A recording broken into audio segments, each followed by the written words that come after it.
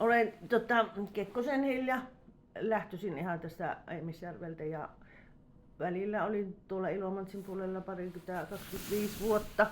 Ja nyt sitten kaikkien kommerluksien ja sun muihin tähän niin on sitten takaisin tuossa ihan minun äitin syntymäpaikalla asustelen tällä hetkellä. Ja tuohitöihin siihen liittyen, niin tietysti minun suvussa on ollut, jotka tekee tuohitöitä, minun tuttavia ja isän tuttavia ja semmosia, niin siitähän se on lähtenyt ja 2003 niin kävin semmoisen punonnen koulutuksen Ilomantsissa. Ja oikeastaan silloin sitten siitä lähti, minä olen tehnyt niitä, tai opin siellä sen taidon ja olen tehnyt sitten niitä. Silloin enempi, mutta nyt välillä sitten en ole tehnyt oikeastaan monen vuoteen mitään, mutta nyt taas sitten on vähitellen niitä muistutellut mieleen, kun on nyt sit sitä omaa aikaa tavallaankin. Muistatko, että niin kuin kuka siellä Ilomantsissa järjesti sen punontakurssia tai oliko siellä? Se on ammattiopistohan se oli ja Puukon Tarja oli nimittäin se opettaja, joka oli meillä opettamassa. Meillä oli vuoden mittainen oli se kurssi. Siellä käyttiin pajuja, tuohia, kaisla ja kierrätysmateriaalit, mitä kaikki siinä oli siinä vuoden aikana. Joo. Ootko kokeillut näitä muita materiaaleja vai oliko se tuohi heti semmoinen? Ei, paju on oikeastaan ollut se minun mitä edelleenkin teen enempi. Okay. Ja sitten kaisla. Joo. Ja tietysti koivun risuutta oli nämä kaikki siinä mukana, ne materiaalit. Joo, no niin justiinsa. Mutta tuohi on sitten kuitenkin kanssa kulkenut rinnalla. Joo, on ja sillä lailla, että moni kun on tiennyt, jotta tien niitä tuohitöitä, niin kyllä niitä tuohia vain tullut jostain aina sanoo, että otatko näitä. Ja sitten, jotta minä materiaali sillä lailla, kun sehän on muuten hankala otettava, eiköhän sitä voi ottaakaan ihan mistä vaan, että se on luvanvarasta sitten ja työlästä tehtävää se. No se olikin justiinsa mulla yhtenä kysymyksenä täältä, että mistä kautta saat niitä tuohia ja oletko itse kiskonut? On. Joo, silloin kurssiaikanahan kiskottiin ja no metänomistajiltahan sitä saapi. Ja sitten kun tietää sitten, no metsänhoitoyhdistykset ja firmathan tietää missä on niitä koivikoita ja minkälainen koivikko se on, ei sitä ihan joka puusta otetakaan, että se on semmoinen nuorempi puu, mistä sitten, mutta ei niistä ikivanhausta puusta. Joo. Ja tosiaan sanoit, että sinulle oikeastaan jo tarjotaankin niitä, että ei välttämättä tarvitse lähteä hirveästi etsiskelemään. Joo, no nyt on mulla ihan riittävästi niitä tuohia siellä, kun mä sitten ne saisin tuotteeksi. Onko sinulla, kun sinä säilöt niitä tuohia, niin onko sinulla ne niin kuin tämmöisenä levyinä painojen alla vai onko sinulla rullalla tai jonain muuna? Molempina mulla on niitä. Oikeastaan sitten on ihan mistäs minä ne sain, mulla on semmosena valmiina nauhana tavallaankin, niitä on käytetty ennen varsinkin, niin kun on tehty tuohikonttia, niin nehän on leikattu se semmoiseksi nauhaksi jo siellä puussa. Joo. Niin se on sitten valmiina kieppilöinä. Ne on semmoisella niin kuin pallona? Ne on ihan mulla kieppinä, ei ole palloksi tehty. Niin, joo. Ihan, ja sitten minkälaisia tuohitöitä sinä teet? Tai että, niin kuin mitä tuotteita sinä niistä tuohista teet? No niitä on ollut niitä tuohivakkasia oikeastaan, mitä pidetään nyt leipälautasena tai pullalautasena alustana semmosia. No nyt sitten on ollut niitä pienempiä ihan tuohisormuksia ja näitä tämmöisiä, jotta tietysti minua aina on kiinnostanut tehdä ne sitten ennenhän on käytetty suola esimerkiksi niissä tuohipurkkiloissa ja jauhothan on käytetty kanssa niissä semmoisissa tuohivakkaksissa. Mutta niitä nyt on jonkun verran tehnyt, mutta ei ole pelkästään massatuotantoa. Aivan. Mutta monenlaista työtä olet kokeillut tehdä. On, kyllä. Mistä sitten sinä saat justiinsa sen, että onko ne sieltä kurssilla opittuja tuotteita vai mistä sinä tavallaan, jos siellä lähdet tekemään jotain semmoista, vaikka mitä et ole aikaisemmin tehnyt, niin mistä sinä lähdet sitä oppia hakemaan? No tietysti mulla nyt on jonkun verran niitä kirjoja, on ihan vanhojakin kirjoja, mistä on sitten niitä vanhan ajan. Ennenhän on ollut joulukuusissakin hirmu paljon niitä tuohista tehtyjä koristeita. Sitten nettihän on tietysti jonkun verran, mutta ei sitä, minä en hirveästi en ole löytänyt sitä semmoista. Siellä on varmaan aika vähän sitten, tai en osaa ehtiä. Niin kuin itse olen huomannut, että ei niitä niin helposti. Kyllä kirjoista melkein paremmin löytää. Niin on, joo. Ja sitten silloin kurssiaikana ja muutenkin taisi olla joku käsityöläisten porukka käyttiin tuolla Petroskoissa, niin siellä oli niin mielenkiintoisia niitä tuotteita, niin sittenhän minä kuvasin niitä, niin sieltä aina löytyy jotakin semmoista. Joo. Ja sanoit, että suvussakin on ollut niin kun, ainakin käsityöläisiä, mutta oliko siis tosiaan tämmöisiä, jotka on niin kun ihan tuohitöihin keskittynyt? Ei sillä lailla, jotta ne enimmäkseen sitten oli, jotka harrasti sitten niitä.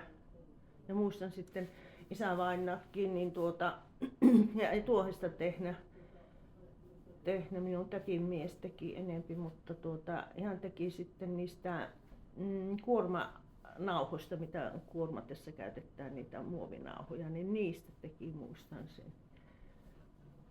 Joo. Jotta semmoista kontin tapaista ja mitä kaikkea siinä oli. Joo, se on kyllä hauskaa, että se punonta on niin moni, että sitä voi melkein tehdä ihan mistä vaan. Niin. Minkälaisia työvälineitä sinä käytät tuohitöitä tehdessä? No mulla on semmonen, sitä sanotaan giljotiiniksi, semmonen, mitenkä minä nyt osaisin sanoa, eli sitä niin kuin tuohilevystä, kun on iso tuohilevy, niin siinä on mulla se on silloin ammattikouluaikaan, niin meillä oli se siellä ja sitten minä sen lunastin itselleni, kun loppui se kurssi sieltä ja se koko ammattiopisto loppui Ilomantsista, niin sitten minä ne lunastin itselleni ja ne on siellä. Sitten on semmoinen, eli siinä saattiin säätää sitten minkä levystä tehdään se tuohi. Joo. Ja sitten mulla on semmoinen tavallaan niin kuin mankeli, mikä on ne on itse asiassa muuten varmaan tehty tuolla Venäjän puolella, kun meillä oli sitten sieltä se Kalina, mikä se nyt oli se Kalinan nimi, niin siellä hän oli semmoinen taitava tekijä, niin yö teki siellä niitä joku seppä varmaankin teki niitä. Siitä saadaan sitten 2 sentin nauhaa tai sentin levystä nauhoja, että siitä on sitten niin kuin helppo tehdä. Onko se giljotiini vähän niin kuin semmoinen paperileikkuri? Ei kun se niin kuin pyöritellä. Aivan, niin. okei. Niin, se on se giljotiini on niin kuin se paperileikkuri, kyllä. Joo. Mutta sitten tämä mankeli on sitten niin kuin on Joo. pastako me sanotaan. Niin justiinsa, että se tavallaan siinä silppua. Kyllä. Entäs sitten siihen itse punonta, kun sä teet sitä punontaa, niin onko sinulla siinä mitään työkaluja? No siinä oikeastaan mitä tarvii niin kun pujotellessa, niin siihenhän puustahan siihen tekee semmoisen apuvälineen, minkä voi sitten pujotella sinne väliin. Mutta eipä siinä oikeastaan hyvin öljytty tuohi, niin sehän mennään. No tämä olikin hyvä kysymys. Eli siellä öljyä tuohon. Joo, kyllä. Mitä öljyä siellä käytät siihen? Ihan on ruokaöljyä. Joo. Mutta siihenhän voi käyttää, jos on valjasrasvaa, kun on hevosen valjasin näihin käytetty, niin se on kanssa tosi hyvä. Minulla Miniällä oli semmoista, mutta se taisi loppua ja hevoset hävisi sekin. Sekin eikä ole tullut ostettua, mutta se on sitten toisaaltaan se ei jätä sitä semmoista tuohon ruokaöljy, mikä on, niin siitä ehkä jääpi semmoinen joku haju sitten, mutta siinä siinä rasvassa niin ei ole semmoista. Joo. Käytätkö sitten jotain pyykkipoikia tai vastaavia? Joo, pyykkipoikia ja sitten on semmosia vähän topakampia, niin mitkä pysyy kunnolla. Joo. Et ole kuitenkaan, kun tiedän, että jotkut on tehnyt niin kuin puusta semmosia niin kuin kepinpätkiä, mihin tekee sitten viillon, että käyttää niitä. En kun on keksitty Kyllä. Ihan mistä helpoimmalla Niin, pääsee, joo. mutta hauska vaan aina kuulla, että mitä niin ihmiset on, käyttää. ja on kyllä nähnyt sitä, niin joo. On. Ja sitten se myös, että ihmisillä on erilaisia nimityksiä asioille, niin sekin on ihan hauska kuulla, että miksikä, jos on niinku erillisiä työkaluja, niin miksikä ne niitä kutsuu. Niin, toinen voi ajatella se ihan joksi kuumuus. Niin, aivan. Ja sitten just varsinkin murrealueella tietysti voi olla ihan omia nimityksiä asioille. Kyllä. Oletko sä, kun täällä tosiaan Tuupovaarassa on aikanaan järjestetty tuoheen liittyviä kursseja ja on ollut jopa tosiaan suunniteltu tämmöistä tuohityökeskusta, niin ootko siellä ollut koskaan missään näissä mukana? Joo, täällähän oli silloin, muistan kun Ilomantsissa meillä oli se punonan koulutus, niin siitähän tuli tänne Tuupovaaraan se tuohileiri. Se oli monena kesänä toimi tuossa urheilutalolla vielä. Mutta nyt sitä mietin mihinkä se loppui, mitenkä se loppui sitten. Mutta siellähän me kerättiin kanssa tosiaan tuota muutamana kesänä olin siellä mukana. Mitä kaikkea siellä leirillä tapahtui? No se oli yleensä viikko oli se kurssiaika tai se leiri. Ja siellä käyttiin sitten, jos oli mahdollista milloin kerätä tuohta, niin tuohia kerättiin ja siellä oli sitten eri opettajia, jotka opetti. Eli mikä se on se Kalina sukunimi, vitsi kun en muista. Onko hän on täältä niinku Tuupovaarasta? Ei, kun hän on minun mielestä Venäjällä. Niin, että joo, aivan ihan niin kuin saatu tavallaan asian. Ja Hassisen Marttihan oli sitten täältä Luostarivaarasta, mikä on ja on edes mennyt. Mutta Martti oli sitten ihan vakkari opettaja ja siis oli silloin punonan koulutuksen aikaakin tuolla Ilomantsissa. Joo. Oliko sitten, nyt multa lipsahti itseltä mielestä, mutta Eeva Räty. Joo. Kyllä. Joo. Ja nyt on edes mennyt, kyllä. Niin justiinsa, koska tiedän, että on myös sellaisia henkilöitä, jotka on Eevan kursseilla kyllä. käynyt. Joo, minä en ollut. En ole silloin varmaankin, olin Ilomantsissa asustelin. Niin. Oliko siellä leireillä, miten suuria niin kuin osallistujamääriä siinä oli? Siellä oli aina se vakituinen porukka, se on 10 henkeä varmaan oli se, mikä oli siis, se on jännä se porukka, että se on niin tiivis yhteisö jotenkin. Okei. Oliko... Ne oli eri puolilta Suomea. Niin, että tuli jos kauempaa? Kyllä. Oliko minkä ikäisiä suunnilleen? Mites minä nyt sanoisin, vanhemmat oli varmaan silloin 60, eli tuosta. Ja sitten on nuorempi. Siellä on muutama porukka taas ihan oli tyttöjä ja eli äiti tai tyttö ja perheestä. Joo, niitä on ollut. Ja minkälaisia kaikkia töitä siellä kurssilla tehtiin? Oliko se opittiinko siellä erilaisia tekniikoita? Eri tekniikoita, niin. Ja siitä tietysti aina tuli milloin kuka mitään halusi tehdä. Mutta tietysti oli nämä perustekniikat, palttinapunotto ja siitä tuli sitten ne korit. Ja ainahan siellä oli niitä erikoisuuksia muutama teki. Muistan vielä bikinit itselleenkin tuohesta. Ja se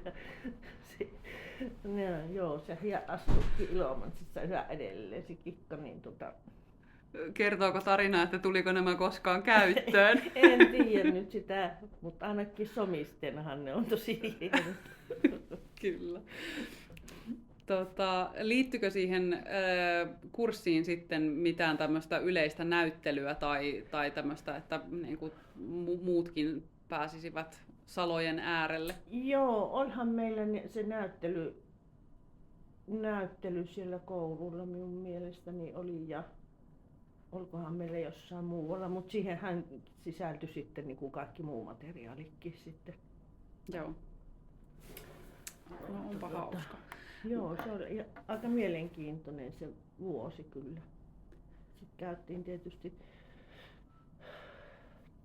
no se liittyi sitten Kaislaan, siellä käytiin tuolla Pohjanmaalla ja siellä päin sitten opettelemassa sitä Kaislan punottaa, että se nyt liittyy tietysti palttina samalla lailla sitä punottaa sitäkin. Niin, että oli myös tämmöisiä tutustumisretkiä muuallekin. Niin, kyllä. Kävittekö muuallakin kuin siellä Pohjanmaalla? En nyt muista miten. No tässä lähempänä varmaan käytiin sitten. Liperissä oli muutama. Varkaudessa oli sitten se semmoinen vanhempi mies, joka oli siis punonut siitä tuohesta siihen pulloon sen pienen tämän purjevennen, niin se oli joten, niin mie en voi niinku ymmärtää, miten voidaan punnoa pullossa. Ei se sinne ole voinut mennä silleesti, se on pitänyt siinä punnoa. Niin, että se on siis pullon sisään punottu. Kyllä, joo. Aivan.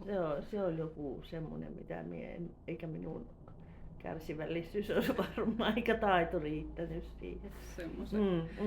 Mutta tosi erilaisia punojia sitä on ja jokainen tekee sitten omanlaisensa, vaikka se periaatehan on sitten aina se tekniikka.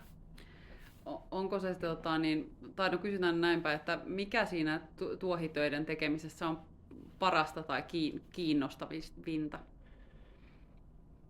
Joo, no siinä tietysti sen näkee aika helposti sen työ sen jälleen kylläkin. Ja sen, jotta siitä tulee jotain tai ei tule. No jos ei tule, niin se on hyvin helppo pistää uuniluukusta sisään. Niin. Se on tuohitöiden kyllä hyvä puoli. Joo, kyllä mulla tuohessa riittää sytykkää. Tunnetko sie muita Pohjois-Karjalasta tuohityöntekijöitä, jotka aktiivisesti vielä tekisivät tuohitöitä? En. Joo. Eikä ole just niin kuin sulla tiedossa, että täällä Tuupovaarassakaan olisi? Ei varmaan ole nyt ketään. Ei ole ainakaan tullut vastaan sitten semmoista. Ne on katoavan kansanperinne tai. Mutta jospa se tulisi uudestaan, joku innostus, näinhän se vain on. Niin, se olisi ainakin minulla haaveena, että me saadaan sitä niin kuin pidettyä taitoa hengissä. Niin, kyllä. Mutta se on tietysti kallista sitten, jos niitä tehdään. Käsityön tekeminen on kallista, se on, mutta kuka sitä arvostaa, kuka ei. Näin se on. Kyllä se muovikippo saadaan tuolta nopeasti tuosta kaupan hyllyltä, mutta onko sitten joku valmis maksamaan siitä leipäkorista tai koppasesta tai mikä se on sitten. Ja se on vähän tuohitöiden haaste, että kun ihmiset ei ymmärrä, että se ei ole pelkästään se punonta, mihin se työaika menee. Niin. Kyllä kun sen käyt hakemassa tuolta metästä ja kuleksit ja etit ja sitten käsittelet sen, niin onhan se aikaa vievää kaikin puolin. Miten no vähän tuossa jo sivusitkin sitä, mutta miten sie näet tämmöisen tuohitaitamisen tulevaisuuden? Joo, kyllähän se on aika haasteellista, jos siihen kukaan. Toivottavasti se nousisi sieltä joku ja saisi sitä intoa. Mutta ei sitä vaan pitäisi kouluttaa ja pitää rummuttaa koko ajan sitten, että niinkin voi tehdä. Joo. Ois kyllä, sehän on vaan oppiminen, ei siinä ole muuta. Kyllä sen oppii. Niin se on. Ja olisihan sekin oma arvonsa, että se taito säilys, vaikka sillä ei ihmiset varsinaisesti itseään elättäisi. Niin, kyllä, kyllä. Niin, sanottaa harrastuksethan maksaa. Juuri näin. Ja kysytään sitten vielä, että miten sinä näet nyt tuupovaaralaisena, miten sinä näet Tuupovaaran tulevaisuuden, kytkeytyy se nyt tuohiin tai ei, mutta ylipäätään. Niin, täällähän on tosi monenlaista käsityön taitajia, kun käypi esimerkiksi tuossa Ullakolla, kun käypi, niin oppi siis kahtoo, jotta miten taitavia ihmiset on. Mutta sitten kun on ne tekijät, niin kyllähän ne taitaa olla melkeinpä meitä vanhempia. Sitten no, nuorille ei ole tietysti aikaa sitten siihen. Niistä tuotteista sen verran, että tein virsut. Mies täytti 90 jotakin. Tilattiin semmoiset virsut. Ja sitten jotta ne pitäisi olla sitten, että ne ei ole liukkaat, kun tuohihan on sitten liukas kuitenkin, kun sitä käytetään. No siihen saatiin semmoinen nahkapohja ja minun se toinen miniä, niin neuloi sinne villasukat sinne sisään ja niitä huovutettiin niitä villasukkia ja sitten ommeltiin sinne se sukka sisään, niin niistä tuli kyllä hienot. Oi vitsi. Ja sitten se toinen tuote, mitä nyt on tehnyt ne yhdet kappaleet, niin kun mulle tullut se nimi mieleen, niin minä sit sanon. Mutta kenkä, semmoinen sandaalin päälliset, kun oli näitä kesäsandaaleja, niin siihen punottiin sitten semmoiset nauhat tuohesta. Niin se oli mielenkiintoinen ja nehän meni sitten näytille tuonne Eurooppaan, mutta en sano missä se oli ja kuka se oli, mutta kunhan tullut se nimi mieleen, niin minä sitten sanon, se löytyy tuoltakin netistä. Joo. Onpa hieno tommonen ja yhdistää sitten monenlaista käsityöosaamista. Niin, joo, se on kyllä. Niistä tuli kauniit ihan oikeasti. En tiedä sitten, hän kokeili monenlaista niin kuin materiaalia siihen, jotta mikä kestää. Ja kyllähän se, en tiedä, nyt en ole seurannut sitten, jotta onko sillä ollut tulevaisuutta, mutta tulipahan sekin kokeiltu. Onko sinulla muuten niin kuin lapsuudesta tai niin kuin nuorempana, niin onko ollut ihan tuohitöitä tai tämmöisiä tuohituotteita arkikäytössä missään vaiheessa, niin kuin ennen kuin itse aloit tekemään? On mulla ollut niitä, se on yksi ainakin se just minun tätin mies niin teki semmoisen leipävasun, niin se on ollut mulla ja itse asiassa minä sen jotain lahjoittaa pojalle niin eteenpäin sitten, kun meillä on se iso porukka syömässä siellä, niin sinne. Ja sitten muistan, kotona oli meillä äitillä se jauhovakka. Äiti piti jauhoja siinä oliko ne sitten pussissa siinä mutta joka tapauksessa niin se on niin kuin jäänyt mieleen. Joo, että on tavallaan ollut ihan arkikäytössä. On kyllä, niin se on tietysti ollut silloin ollut niitä tuotteita. Kun ne on just tuohivirsut justiinsa. Sinänsä on kiinnostavaa, että miten, kun ei ole itsellä kokemusta siitä, että miten ne tosiaan kestää käytössä ja tietysti monesti kun niitä näkee, niin ne on aika semmoisia pitkään tehtynä olleita, että ne on aika kovia myös. Niin. Mutta siinähän ei ole mikään mahdottomuus, nehän voi parssi uudestaan. Ei kun uutta tuosta tuohin päälle, niin luulisin, että jossain vaiheessa kestävä. Aivan. Mutta ei mullakaan, no on ollut itselläkin ne, mutta enpä tiedä missäköhän ne on mulla jossain. Niitä tuohijuttuja, kun minä vasta tästä nyt aikoo, kun muutin Ilomantsista, niin mulla on niitä nyssäköitä siellä täällä ja tuolla sitten. Mistä löytyy niin, sitten? Niin. Kyllä. Kaikenlaisiin koristeisiin, pullon päällisihän niitä on paljon varmaankin koristeltu ja tehty sitten ja semmosia eväsrasioita ja Joo. Semmosia. Tuleeko vielä jotakin muuta semmoista mieleen, mitä en huomannut kysyä, mikä liittyisi sinuun ja niin kuin tuohitöihin? Tai johonkin, mitä muistoja on esimerkiksi tuohitöihin liittyen? No eipä nyt oikeastaan sen ihmeemmin. Ne on ainakin kauniita. Ne on koristeesineenäkin. Aina tulee ne verkon painot mieleen, kun on verkkoloissa ollut ne, missä on kivi ollut sisällä ja sehän on tuohi laitettu siihen, ne verkon painot. Ne on jotenkin niin kun ne saapi tuonne esille.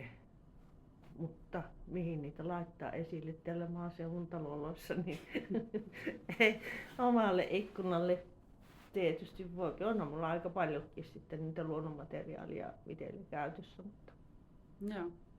niille pitäisi vain löytää se oikea paikka. Se on ihan totta.